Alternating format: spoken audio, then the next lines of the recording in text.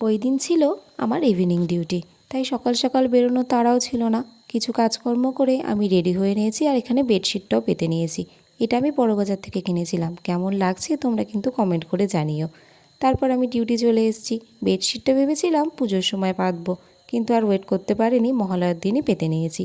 এখানে বর্ধমানে পুজোর প্যান্ডেল তো প্রায় রেডিই হয়ে গেছে। বাবাই আমাকে নিতে আসবে, ও কিছুটা পথ আসবে আর আমি কিছুটা পথ এগিয়ে যাব। আমার শ্বশুরবাড়ির ঠাকুর এটা অলরেডি কমপ্লিটই হয়ে গেছে প্রায়। এরপর প্রত্যেকটা ভিডিও কিন্তু আসবে দুর্গাপুজো রিলেটেড, এবং আমি পুজোর 4 দিন কী করছি সেগুলোও আসবে। তাই সেগুলো দেখার জন্য তোমরা কিন্তু চ্যানেলটিকে অবশ্যই সাবস্ক্রাইব করে রেখো। আর বাবাই এবছর দুর্গাপুজোয় সেই জন্য ও বাড়িটাকে গাছ দিয়েই সাজাবে। Just jokes of the part. আমার জন্য এই 3টে গাছও এনেছিল, আর তারপর এই জিনিসটা আমরা সেট করলাম। বেশ ভালো দেখতে লাগছে, আর লাইটটা অফ করে তো আরও ভালো লাগছে। জিনিসটা আমি মিশো থেকে কিনেছি, তোমাদের কারোর যদি লিংক লাগে আমাকে বলো। তারপর আজ ছিল ইন্ডিয়া পাকিস্তানের খেলা, তাই দেখতে তো হবেই। তোমরা কে কে ইন্ডিয়া পাকিস্তানের খেলা দেখলে আমাকে কিন্তু জানিও। বাই।